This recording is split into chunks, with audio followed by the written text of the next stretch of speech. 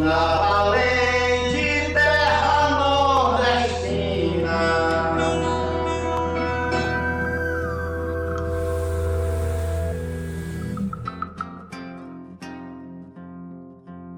A ida de Lampião a Juazeiro do Norte, em 1926, significava a oportunidade de sair do banditismo e tornar-se um legalista, ganhando armas e, principalmente, a admiração dos populares, coisa que Lampião já tinha adquirido por meio de suas facetas nas caatingas e povoados sertanejos.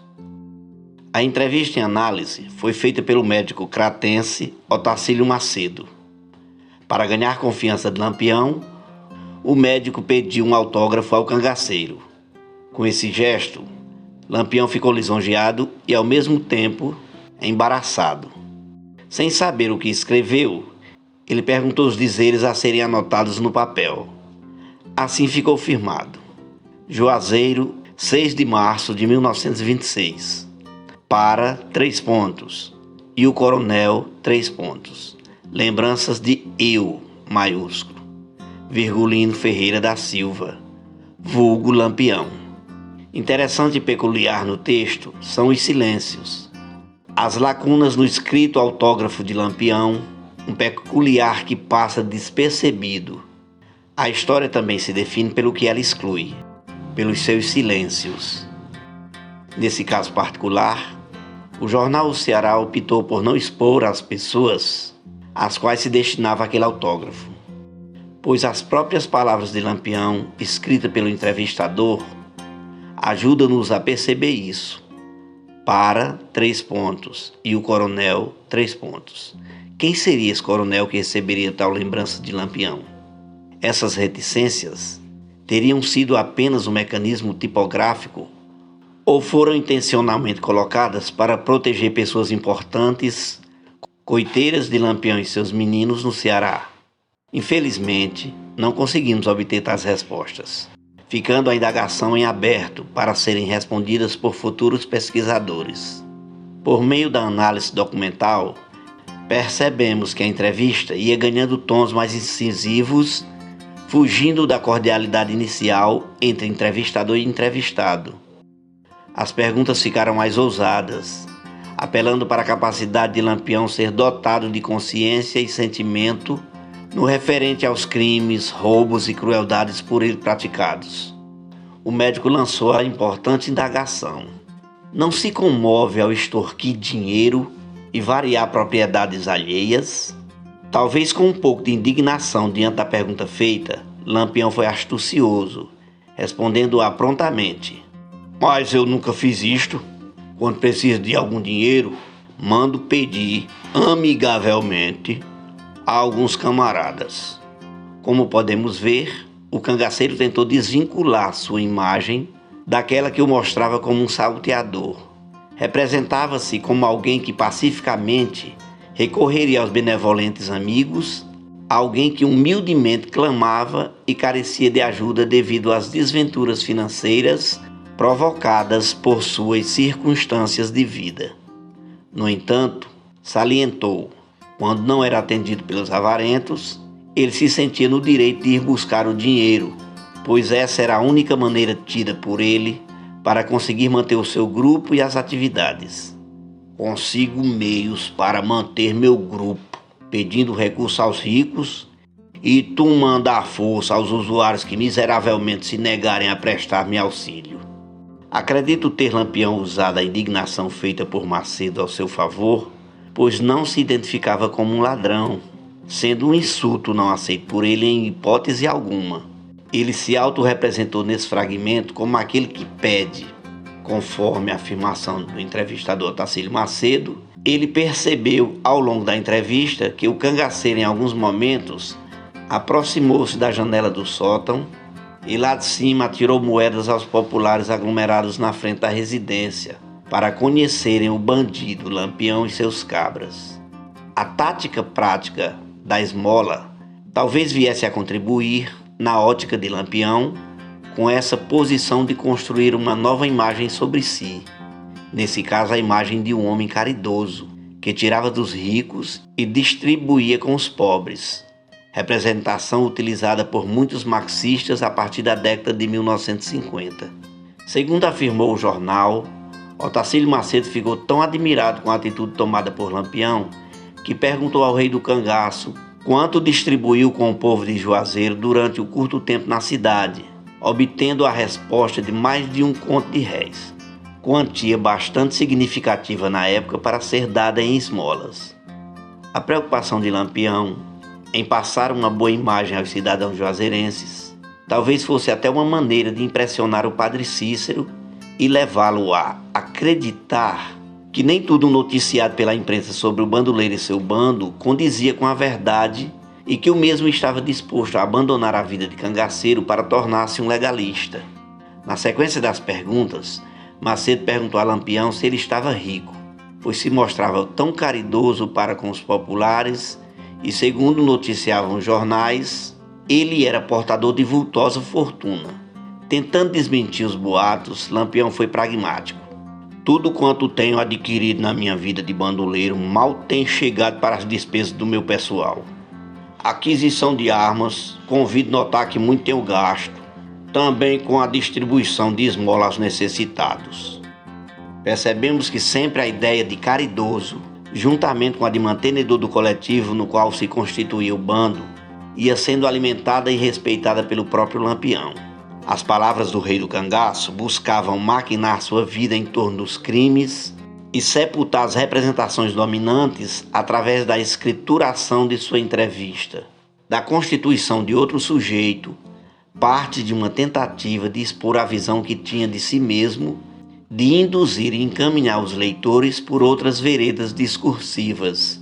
Teríamos aí a tentativa por parte de Lampião de ressignificar o discurso homogeneizante que o mostrava como bandido sanguinário e flagelador dos sertanejos, para, a partir daí, inserir uma nova representação lapidada pelo próprio cangaceiro. Teríamos um confronto de representações mediadas por práticas que pretendiam legitimar as representações. Os jornais mostrando, através dos seus feitos, as ações cruéis de Lampião e o cangaceiro afirmando os seus de caridade. A entrevista transcorria normalmente, apesar do clima de tensão que a envolvia, pois os cangaceiros viam Macedo com desconfiança, como o próprio entrevistador relatou no jornal. Os cangaceiros observavam-nos com um misto de simpatia e desconfiança. Em determinado momento, segundo o relato do entrevistador, a conversa foi interrompida por uma velha romeira. Ela adentrou no recinto, portando um crucifixo de latão ordinário, para presentear Lampião. A entrega do presente veio então acompanhada das palavras: "Tá aqui, seu coronel Lampião, que eu trouxe para você." No nosso entendimento, aquela senhora representava a ambiguidade das concepções e imagens construídas sobre Lampião, sendo o presente uma forma de reconhecer a importância de Lampião e a admiração despertada por ele em algumas pessoas. Na boca da idosa ecoava o nome Coroné. Percebemos pelo título de coronel, só conferido aos poderosos proprietários de terra e mandatários, já ter o cangaceiro reconhecimento de seu poder no meio social. Configurava-se como um coronel, figura tão rara e respeitada naquele meio de dominação, no qual a palavra dos poderosos era lei a ser seguida fielmente, pois esses homens tinham prestígio tanto na esfera privada como na pública.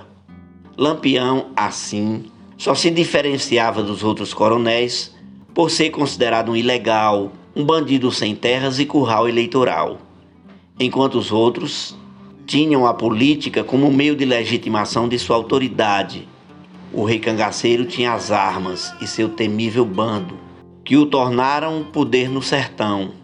Um coronel nômade que tinha seu nome e fama a impor medo e suas vontades, travar acordos com coiteiros e outros coronéis poderosos locais em troca de favores e proteção. Solidamente enraizada na proteção e na lealdade, a sociedade rural repousava na troca de favores de homem para homem.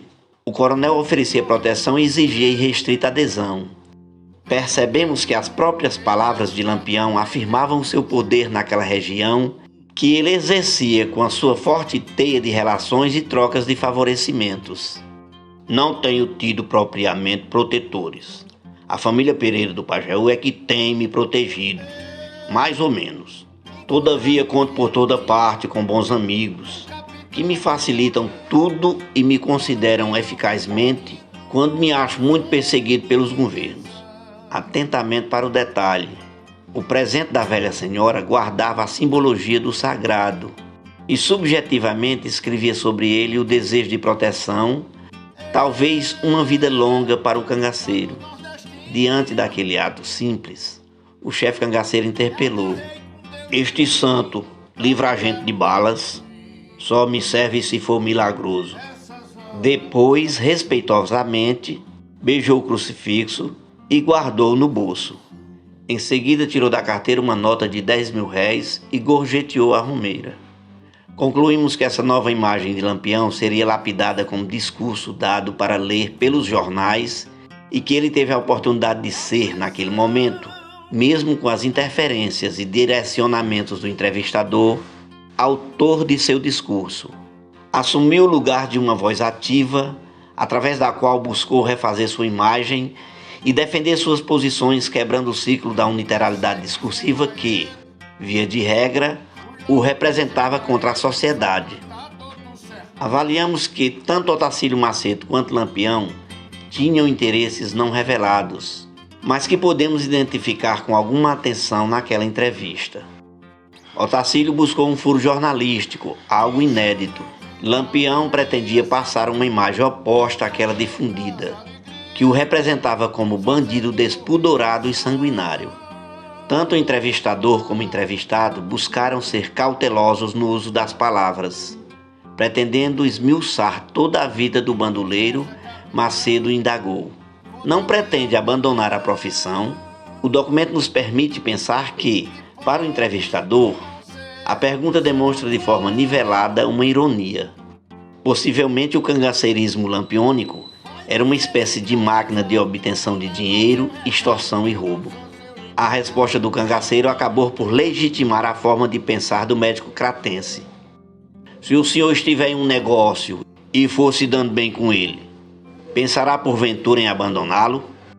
"Pois é exatamente o meu caso, porque vou me dando bem com este negócio. Ainda não pensei em abandoná-lo." Ideia que Lampião, no fim da entrevista, reiterou quando questionado sobre o seu futuro e do próprio cangaço: "Estou me dando bem no cangaço e não pretendo abandoná-lo. Não sei se vou passar a vida toda nele. Preciso trabalhar ainda mais uns 3 anos. Tenho de visitar alguns amigos, o que não fiz por falta de oportunidade. Depois talvez me torne comerciante." Os amigos citados por Lampião na realidade eram inimigos, pois sabemos que nesse período de 1926, Lampião ainda tinha acertos de conta com pessoas que contribuíram para a desagregação e esfalecimento de sua família e o assassinato de seu pai.